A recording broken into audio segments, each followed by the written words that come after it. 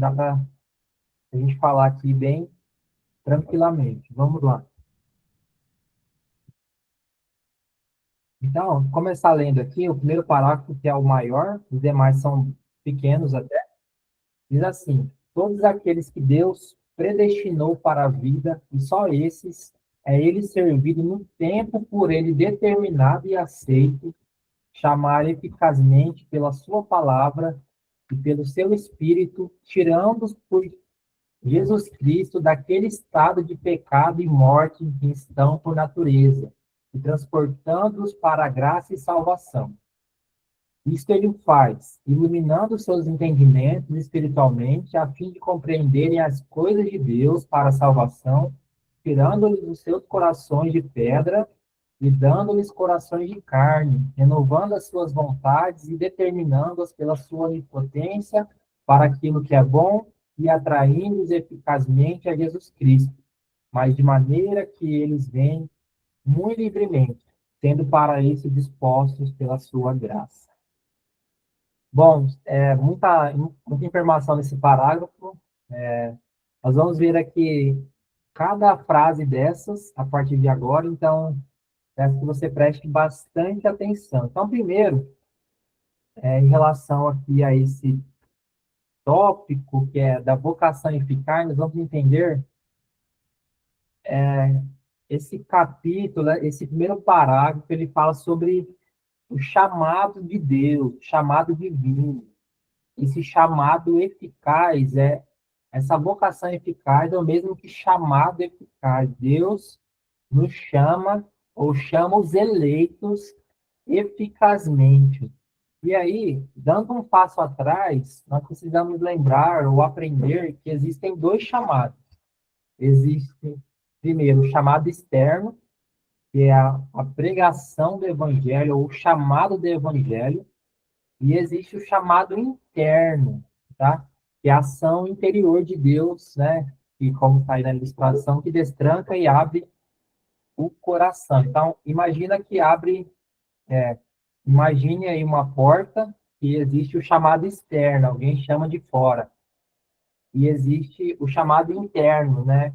Quem abre essa porta para que você possa receber quem está lá fora. E nós vamos ver que tanto a ação de chamar lá de fora da porta, quanto de abrir a porta ou de destravar a porta, é obra de Deus, tá?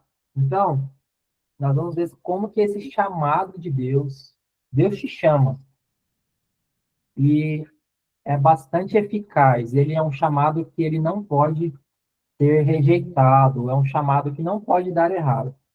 De repente, você pode ser chamado para alguma atividade, para algum propósito profissional na igreja, você pode até, de repente, negligenciar ou deixar de ouvir aquele chamado, um chamado familiar, enfim.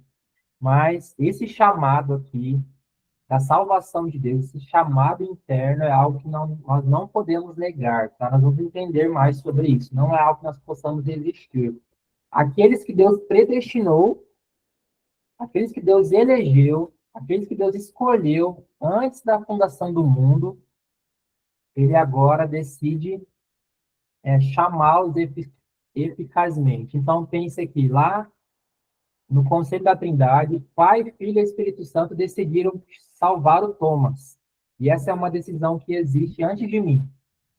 Depois ele cria o mundo é criado, o desenrolar da história acontece, e aí quando eu venho à Terra, quando ele decide, né, por bondade e graça, ele decide me chamar. Ele decide colocar em prática aquilo que ele já havia decidido lá antes da fundação do mundo, tá? Então, por isso que está aí, ecoando Romanos 8:30.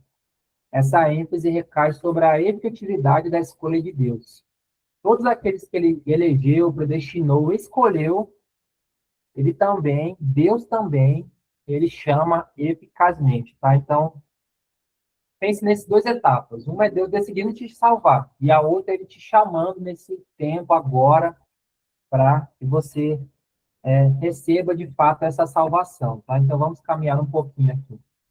A confissão diz lá, então, que Deus chama pela palavra, e pelo seu Espírito. Então, pela palavra, diz que o ensino da palavra, da Escritura, pregada ou lida, ela que nos leva, então, a esse chamamento de Deus. Nós não somos salvos a não ser que recebamos dessa palavra de Deus. Nós vamos ver isso com bastante calma, tá? E também, quem é que aplica essa palavra, quem é que trabalha em nós essa palavra, é o Espírito Santo de Deus, tá? É o agente sobrenatural, toma a palavra e envia aos nossos corações, e como a confissão de fé diz nesse capítulo, que age no tempo determinado.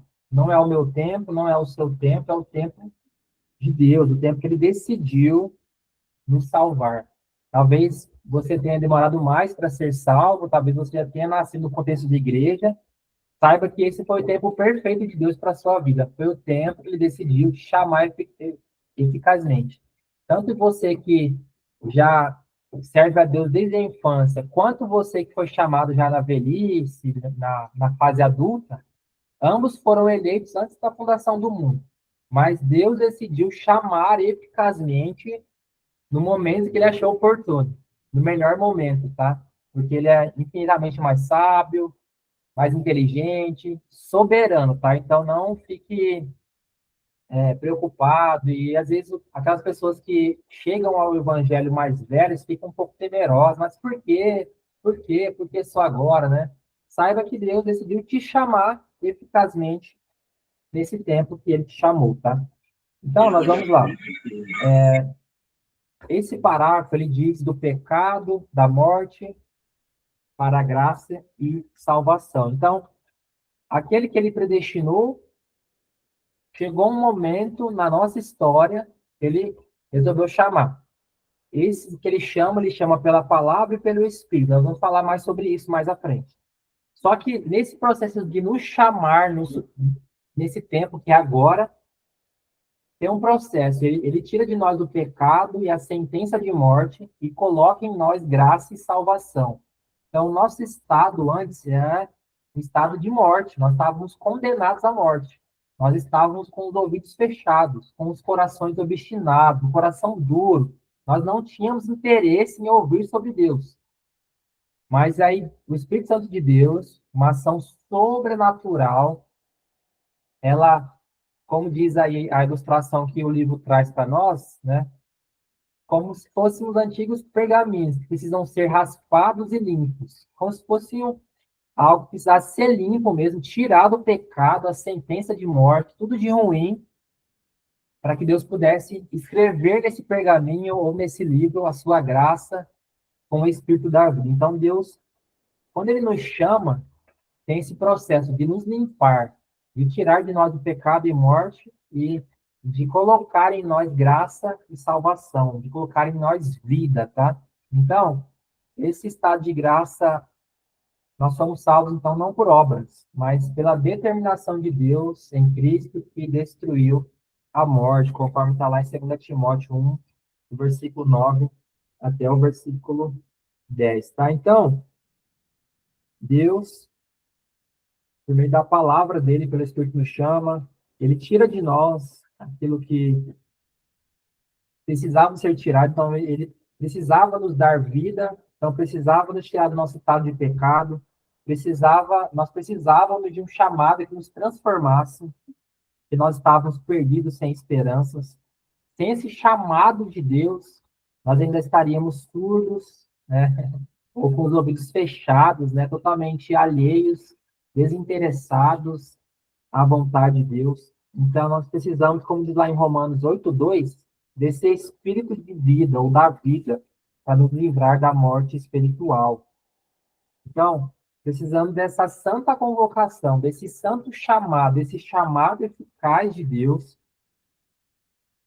porque nós jamais seríamos salvos pelas nossas próprias obras. Se dependesse da nossa ação em direção a Deus para ser salvo, nós não seríamos salvos. É Deus, por meio de Cristo Jesus, que destrói a morte, como está lá em Timóteo que eu falei, e nos traz a vida, mediante, então, o Evangelho. Então, essa frase, para fechar essa parte, nós vamos desenvolver um pouquinho mais isso, mas nenhum homem mulher ou criança jamais viverá no céu sem o chamado eficaz de Deus na terra. Nós precisamos que Deus nos chame, regenere o nosso coração, que pode ser um sinônimo disso que eu já vou falar. Então, nós precisamos desse chamado de Deus. Deus escolheu, nos elegeu. E tem um tempo na nossa história que nós vamos ter essa consciência que nós fomos chamados. Nós vamos conversar um pouco mais. Então, esse chamado de Deus, ele envolve aí todo o nosso ser. Então, quando Deus nos chama, ele, como está lá em Atos 26:8, Deus abre os nossos olhos espirituais, a nossa mente ela é iluminada, nós passamos a ver. Agora eu posso ver aquilo que eu não podia ver antes. Deus me concede o espírito de sabedoria para compreender o que foi dado gratuitamente. Se Deus não me desse esse espírito de sabedoria, eu não conseguiria, se Ele não me desse, eu não conseguiria entender aquilo que Ele me deu. Além disso, Ele me dá um coração transformado, remove o coração de pedra e dá um coração de carne, um coração vivo. Antes era um coração de pedra, morto, né? Um objeto lá inanimado. Agora é um coração de verdade, que tem vida, que pulsa, né? Que tem o amor de Deus dentro desse coração, que recebeu o perdão, a graça, a misericórdia do Senhor. Então, Deus nos dá o seu amor, Deus circuncida o nosso coração, Deus habita em nós por meio do Espírito e transforma completamente o nosso coração. Ele também transforma a nossa vontade. Deus efetua em nós o querer e o realizar. A nossa vontade, nosso aspecto volitivo de fazer o bem, de agradar a Deus, de ir em direção a Deus, agora é Ele que nos dá. Ele que renova isso em nós por meio do seu chamado eficaz. Nós vamos a Ele livremente, nós somos escravos de Deus, mas nós fazemos isso porque a nossa vontade foi renovada, nós fazemos isso com prazer. Nós vamos falar mais também sobre isso, né? Então, tem esse teólogo aí do século XIX, esse Robert, que diz assim: a, quando Deus nos chama eficazmente, a obstinação da alma é vencida. Toda ela é atraída de forma poderosa, ainda que gentilmente, para o Salvador. Em outras palavras, qual que é a ideia? O Espírito Santo, ele nos faz ver o quão gracioso é o Evangelho. Você que estava morto, agora por meio da obra do Espírito em você, você de repente tem noção desse amor, dessa graça, da sua necessidade de receber esse perdão. E quem faz isso por você e em você é o Espírito Santo de Deus. Você percebe, preciso de Deus, preciso buscar esse Senhor, preciso ir em direção a esse Senhor. Mas por quê? Porque antes ele agiu no seu coração, tá? Ele que agiu em você para que você pudesse ir em direção a ele, tá? Então, esse chamado eficaz para muitos de nós, ele é um conforto. Para aqueles que pregam o evangelho, tem que ser para todos nós, né? Não somente para aqueles que pregam no culto do domingo à noite, mas para todos nós, deveria ser tranquilizador, porque você sabe que ao pregar, alguém vai ser transformado, Deus vai chamar eficazmente aquela pessoa, que ela foi eleita, obviamente, antes da fundação do mundo. Ela foi escolhida por Deus, não tem como ela não ser atraída para o Senhor.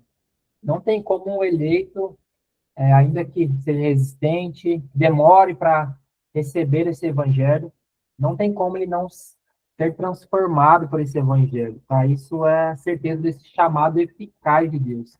Imagina, Deus, antes da fundação do mundo, ele decide salvar pessoas, e tem alguém que pode frustrar os planos de Deus? Não tem como, né? Se Deus decidiu chamar o presbítero Mamed à salvação, ele elegeu ele lá antes da fundação do mundo, antes que houvesse o tempo. Entregou para ele esse chamado eficaz por isso, porque Deus garante que ele fosse salvo, garantiu que essa salvação chegasse até ele, tá? Então, isso é que nos dá tranquilidade, nos dá segurança de saber que aqueles que são salvos serão salvos. Aqueles que Deus escolheu vão ser salvos, e não tem uma outra opção, não tem como essa pessoa resistir a essa vocação de Deus, que é eficaz, tá? Então, essa vocação, e um parágrafo vai complementando o outro, tá? Essa vocação eficaz é só da livre e especial graça de Deus, e não provém de qualquer coisa prevista no homem, ou seja, que Deus previu, viu alguma coisa no homem. Na vocação, o homem é inteiramente passivo, até que vivificado e renovado pelo Espírito, fica habilitado a corresponder a ela e a receber a graça nela oferecida e comunicada. Então, vamos lá. Então, a graça de Deus é a nossa impotência. Esse parágrafo diz que nós estamos passivos, né? Que é só a graça de Deus, é livre e especial. Primeiro, por que é livre esse chamado eficaz de Deus? Porque Deus não tem nenhuma obrigação de amar ou de chamar aqueles que o rejeitam, como está lá em Romanos 9. Deus não tem nenhum compromisso, ele não é obrigado, nada que o mova em direção a ele precisa salvar, não, ele é livre. Ele te salvou, ele fez isso de maneira livre. Ele não salvou você porque algum parente seu, né, fez alguma média com Deus e agora ele te salvou porque você teve algum mérito, alguma boa obra, não. Ele é livre para te salvar. Também é especial, porque Deus fala a cada um de seu povo direto e pessoalmente. E que maneira mais direta e pessoal de Deus falar conosco ou nos chamar, senão mandando o Filho dele, Jesus Cristo.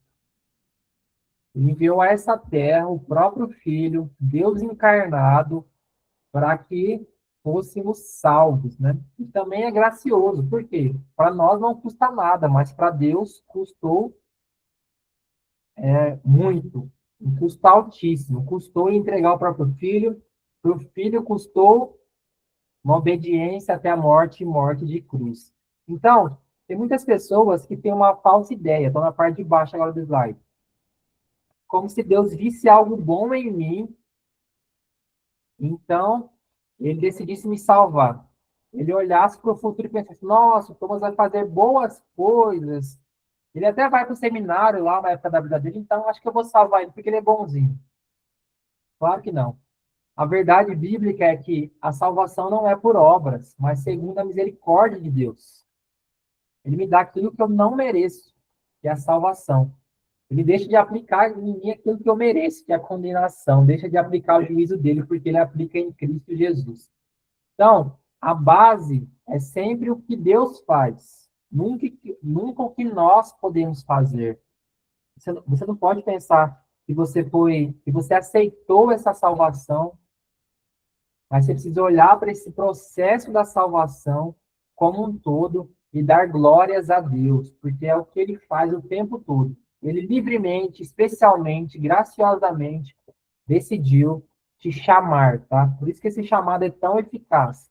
Se a vontade, se ele fez porque ele quis, ninguém vai mudar aquilo que ele quis, a sua vontade, que é perfeita, santa, reta, imutável.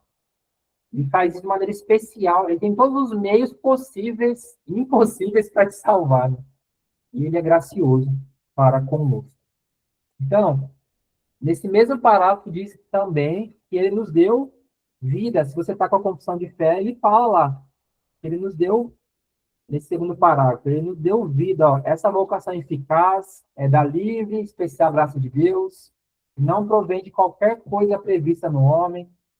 Na vocação, o homem é inteiramente passivo, até que vivificado e renovado pelo Espírito, fica habilitado a corresponder a ela, a graça nela oferecida e comunicada. Se o homem ele é passivo, porque ele não pode fazer nada, por quê? O diagnóstico dele é de morte. O homem natural não tem o Espírito. Ele não entende as coisas espirituais. Para ele, as coisas espirituais são loucura. Aqueles que não temem a Deus, que não têm o Espírito Santo de Deus, olham para as coisas espirituais, olham para um monte de crente adorando e servindo a Deus, e ele entende aquilo como loucura, porque ele não entende. Porque ele está morto, ele não tem vida para entender o que se está passando ali, está acontecendo ali. Mas existe um milagre da vida, a vivificação. Nós estávamos mortos em nossos delitos e pecados, e ele nos deu vida juntamente com Cristo. Efésios 2:5. Não estamos mais na carne, mas no Espírito. Para que nós entendamos melhor esse texto, eu vou pedir para a gente, quem tiver com a Bíblia aí, a gente ler rapidamente lá em Mateus capítulo 13, para entendermos como que esse trabalho é completamente de Deus.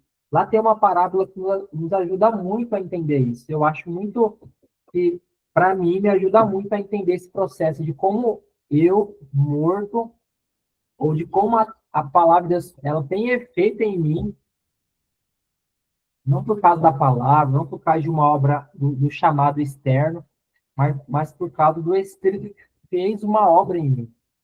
Lá em Mateus 13, no começo, diz assim: naquele mesmo dia, saindo Jesus de casa, assentou-se à beira-mar, e grandes multidões se reuniam perto dele, de modo que entrou num barco e se assentou.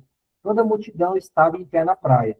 E de muitas coisas lhes falou por parábolas e dizia: eis que o semeador saiu a semear.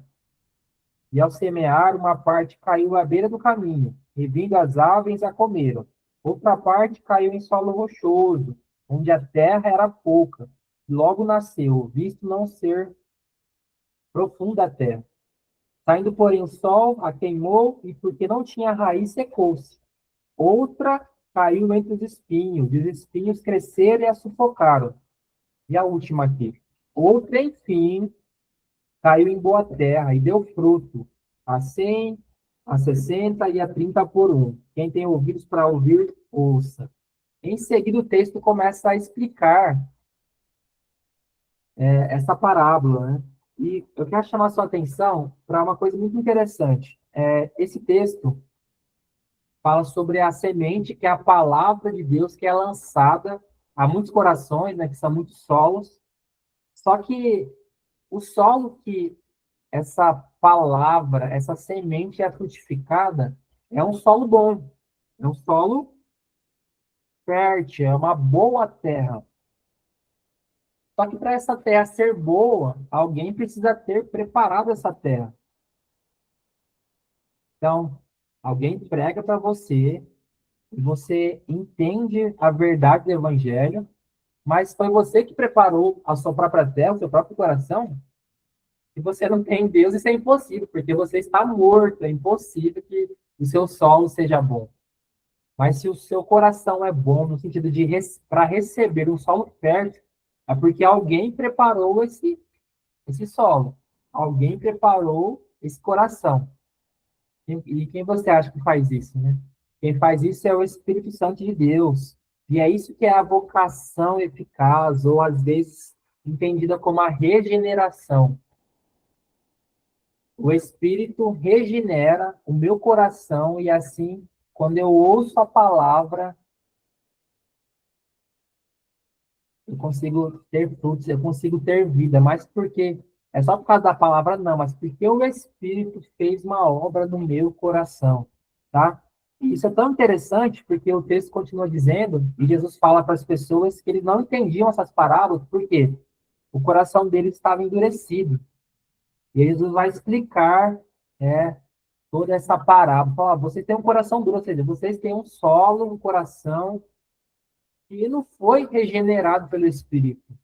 E se você não foi regenerado, você não é capaz de entender as coisas espirituais. Simples assim. Então, eu e você, nós não recebemos a salvação porque nós fizemos coisas boas e porque você é mais inteligente do que o outro, mais capaz, mais instruído, mais habilidoso. Não.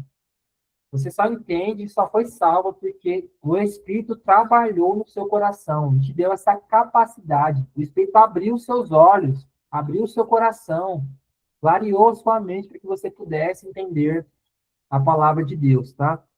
Isso é para tirar de nós qualquer orgulho, né? Qualquer ciência de que, olha, né?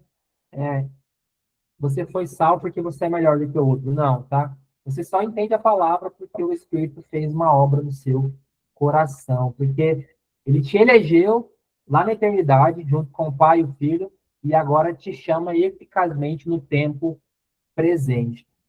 Como é que nós, então, é isso que eu estou falando, como é que nós respondemos esse chamado que esse capítulo fala? Nós respondemos esse chamado pelo poder do Espírito. Ele nos habilita a corresponder ao chamado de Deus. Então, Deus te chama eficazmente. Como é que você diz? Como é que você responde? Sim, eu reconheço que o Senhor é o Senhor e Salvador da minha vida. Porque o Espírito, o poder dele, te deu essa habilidade, te deu vida para que você pudesse responder a isso, tá? Você estava morto, o Espírito te deu vida. Nós somos capazes de responder. Nós não perdemos essa salvação porque o Pai nos deu como um presente ao seu Filho. Tá? Em João 6,37. Tá? Então você pode descansar que você foi eleito, você foi chamado eficazmente agora, e a certeza disso é porque você foi entregue pelo Pai ao Filho, né? Você tem essa segurança, tá?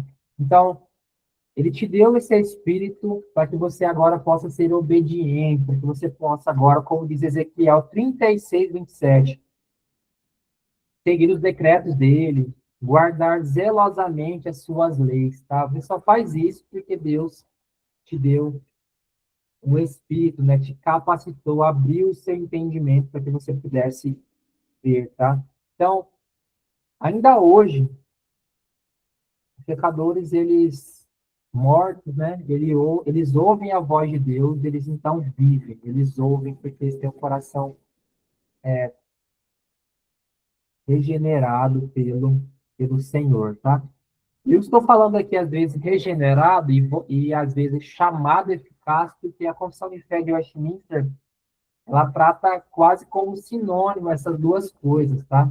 Mas se um dia você, de repente, pode se aprofundar e estudar essas coisas de maneira separada, a regeneração e a vocação eficaz, tá? Então, eu estou só falando como eles entenderam naquele contexto lá, no século XVII, sobre a ideia dessa regeneração, desse trabalho que Deus faz no nosso coração. E olha essa frase final aí. Todo domingo, as igrejas ficam cheias de pessoas que um dia estiveram mortas, até ouvirem a voz de Deus. Então, domingo você vai para o culto e pensa nisso. Você vai lá para o lado e você vai ver um monte de pessoas, muitas pessoas que antes estavam mortas, até ouvirem esse chamado eficaz de Deus, até Deus trabalhar, regenerar o coração delas, até Deus dar vida para essas pessoas.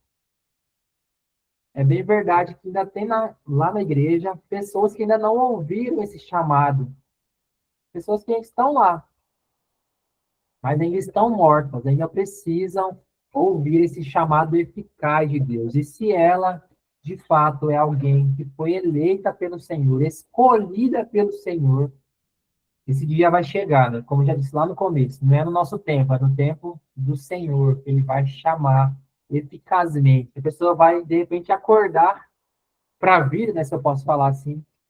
Então, ela vai adorar ao Senhor, vai viver em obediência, vai viver uma vida de devoção a Deus, tá? Então, todo domingo, você pode pensar, todos aqui estavam perdidos, né? Mortos, os seus pecados, a sua vida mundana, mas Deus deu vida para cada um dos meus irmãos aqui. E agora, todo mundo aqui, pessoas degeneradas, pessoas que têm vida, agora nós vamos adorar agora o Deus aqui que merece o louvor e a exaltação. Então, vamos continuar aqui um pouquinho. E aí, esse assunto do chamado eficaz, da salvação, da regeneração de Deus, toca num ponto bastante sensível, eu diria assim, que é esse parágrafo. As crianças que morrem na infância, sendo eleitas, são regeneradas e por Cristo salvas, por meio do Espírito, que opera quando, onde e como Ele quer. Do mesmo modo, são salvas todas as outras pessoas incapazes de serem exteriormente chamadas pelo ministério da palavra. Então, vamos entender um pouquinho essa ideia das crianças e das pessoas que intelectualmente, de repente, têm alguma deficiência, alguma incapacidade de exteriorizar. Vamos dizer que são coisas diferentes. Uma coisa é Deus regenerar o meu coração, eu fui eleito, eu fui regenerado, e a outra coisa é eu exteriorizar, é eu professar minha fé, é eu claramente anunciar, falar, olha, eu sirvo a esse Deus. O fato de algumas pessoas serem incapazes de professar, de dizer, eu amo o Senhor, às vezes de dizer mesmo, com as próprias palavras, né? Às vezes por terem morrido na infância, uma criança, às vezes por ter alguma deficiência que o impossibilita, não quer dizer que aquela pessoa não é salva. Por quê? Lá na parábola lá do solo, Deus que trabalha o solo, Ele que regenera o solo, Ele que faz a obra dele. Tá? Vamos falar um pouco melhor sobre isso. Então, as crianças eleitas aqui, a natureza do meio extraordinário. Então, crianças que morrem na infância ou pessoas com limitações não podem confessar a fé ou responder intelectualmente. Elas não podem dar nenhum passo em direção a Deus. Elas não podem, uma vez regeneradas, dar, um, dar uma resposta para Deus, né? Como eu e você podemos. Eu e você, Deus regenera o nosso coração e nós respondemos com a nossa vida. Deus te deu vida, saúde, habilidade, né, capacidade para que você fizesse isso. Mas há alguns casos muito específicos que isso não é possível. Então, para que nós entendamos, e é o que a confissão de fé traz, o que os teólogos reformados acreditam, a maioria deles, né, ou grande parte deles, o Espírito Santo não está limitado pela nossa capacidade cognitiva. A ênfase, então, está no poder de Deus, não na minha habilidade. Então, imagina, Deus me elegeu, Cristo morreu por mim, o Espírito regenera o meu coração, mas por algum problema intelectual eu sou incapaz de demonstrar isso. Isso quer dizer que eu não sou salvo? Isso quer dizer que a obra de Cristo, que a eleição e o trabalho do Espírito não valeram de nada? Então, é esse o ponto, tá? Você foi eleito, Cristo morreu por você, te deu a justiça dele, te declarou justo no tribunal de Deus. O Espírito trabalhou no seu coração, mas por algum motivo, uma criança lá que teve tudo isso morreu quando completou 2 anos de idade. De repente, ela nem sabia falar ainda. Mas não quer dizer que ela não tenha sido salva. Qual que é a ideia para que a gente não confunda? A confissão de fé não está falando que todas as crianças são inocentes. Não está falando que todas as pessoas que têm deficiências vão ser salvas, tá? Repetindo, a confissão de fé, a teologia reformada, não está dizendo, não afirma, não concorda com a ideia de que há crianças inocentes ou que pessoas com alguma limitação intelectual são salvas. Não. O que está sendo dito aqui, vou até voltar, é que as crianças que morrem na infância, sendo eleitas, do mesmo modo, aquelas pessoas que têm alguma limitação, ou seja, os eleitos, tá? Estão falando de algo bastante restrito. Aquela pessoa, ela é eleita? Se ela é eleita, se Cristo morreu por ela, Cristo regenerou o coração dela, ainda que ela não possa dar uma resposta de fé, a confissão de fé está falando que ela é salva. Tem como você saber isso? Não tem como, né, nós afirmarmos que uma criança que morreu na infância ela era eleita ou não, porque tem coisas que competem somente a Deus. Mas o que a confissão de fé está falando existem crianças que são eleitas e que morreram na infância. Não tiveram a oportunidade de professar publicamente a fé. Mas nem por isso o sacrifício de Cristo, a obra do Espírito, não foram válidas para ela, tá? Se estiver ficando meio confuso, pode abrir o microfone, mandar mensagem no chat aí, mas qual que é a ideia desse parágrafo? Deus elege, Deus, Cristo morre pelos eleitos, ele aplica no nosso coração essa salvação. Mas algumas pessoas, em casos extraordinários, exceções mesmo, Deus fez isso por mim, mas também fez por uma criança que de repente também foi eleita, regenerada, salva, mas que ela morreu quando tinha 5 anos de idade. Quer dizer que eu sou melhor do que ela? porque eu fiz boas obras depois que eu cresci, não, tá? A ideia é que se eu e ela formos pessoas eleitas, e não todas as crianças, ela também vai desfrutar eternamente da presença do Senhor, tá?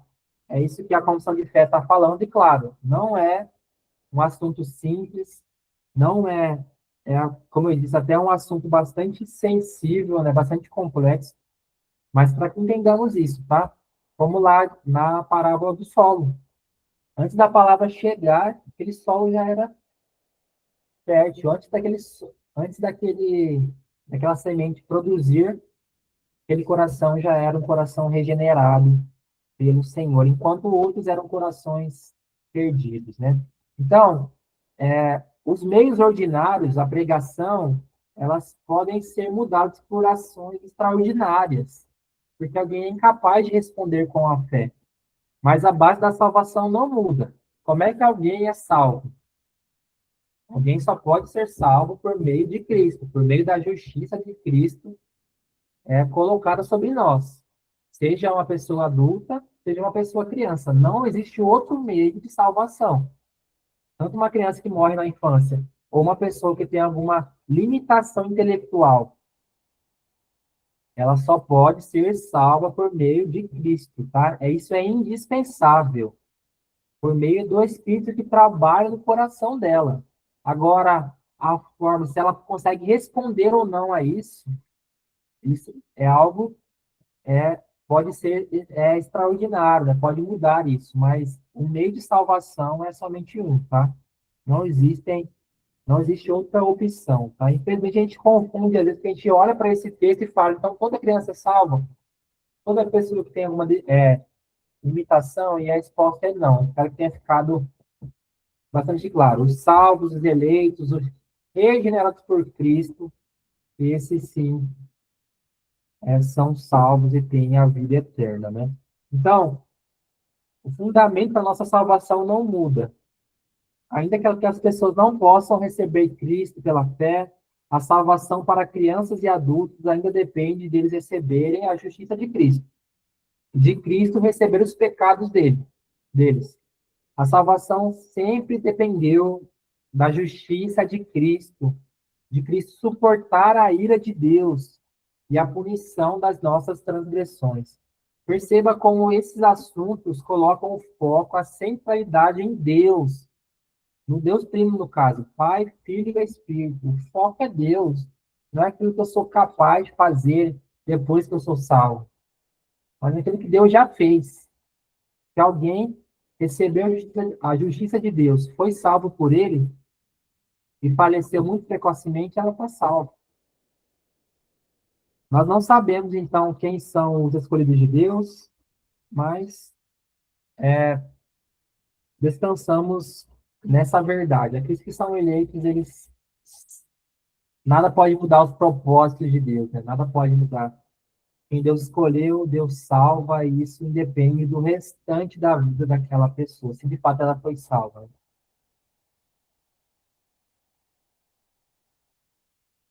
Então, vamos continuar aqui, nesse quarto parágrafo. Diz assim: os não eleitos, ó, se antes falou dos eleitos, ó, todos os eleitos são salvos por Cristo. Ainda que em alguns casos raros não consigam demonstrar pela fé ou professar, exteriorizar essa salvação por alguma deficiência ou morte precoce, são salvos pela obra de Cristo, porque elas foram eleitas. Se Deus elegeu, ninguém pode mudar, ele vai ser salvo. Agora, esse parágrafo diz os não eleitos, posto que sejam chamados pelo ministério da palavra, e tenham algumas operações comuns do Espírito. O Espírito até age no não eleito, pode agir, vamos falar. Contudo, não se chegam nunca a Cristo, e, portanto, não podem ser salvos. Muito menos poderão ser salvos por qualquer outro meio os que não professam a religião cristã. Por mais diligentes que sejam em conformar as suas vidas com a luz da natureza e com a lei da religião que professam. O asseverar e manter o que podem é muito pernicioso e detestável. Vamos ver, então, os não eleitos, né? Muitos como eu disse, que estão na igreja, eles ouvem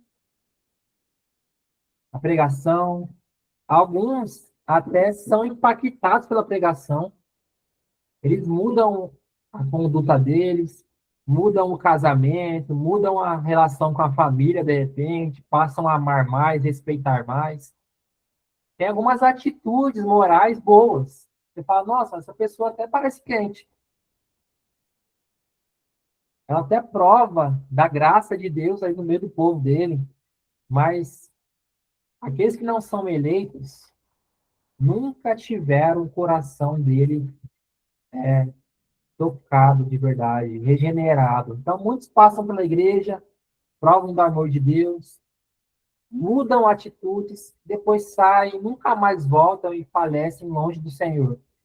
Essas pessoas nunca foram eleitas. É uma ilusão.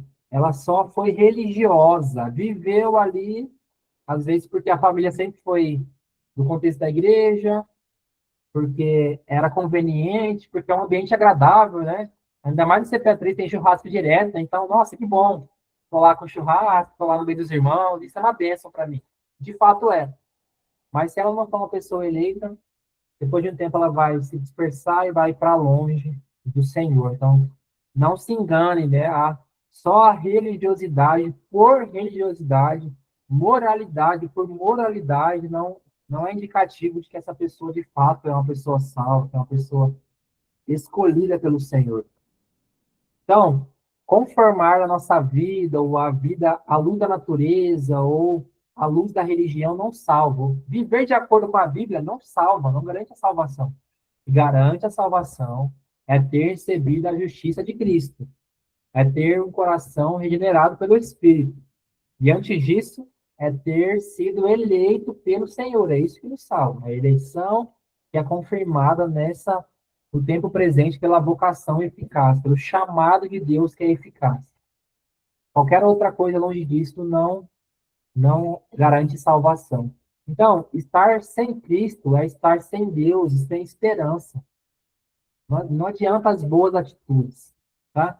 Então, não existe outra forma de ser salvo, como diz Atos, nem outro nome dado entre os homens pelo qual devamos ser salvos.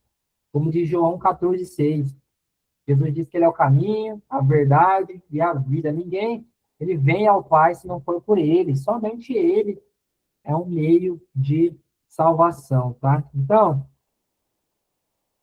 afirmar, sustentar qualquer outra coisa que seja contrária à salvação em Jesus é algo que não dá para sustentar, na verdade, né? É algo muito perigoso para nós.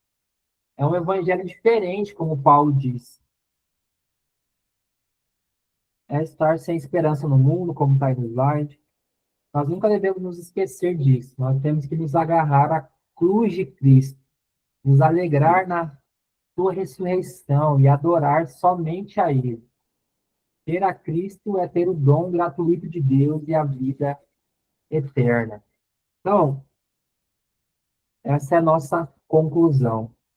Devemos adorar ao Deus que nos chamou eficazmente, nos elegeu e agora, na nossa história, Ele decide nos chamar para ser, para adorá-lo, para viver de acordo com a sua vontade, para, enquanto estivermos aqui, cumprirmos a vontade dele, né? Bom, acho que eu falei bem rápido hoje, né? Mas espero ter ficado claro. Se algum irmão, eu acho que ninguém mandou nada aqui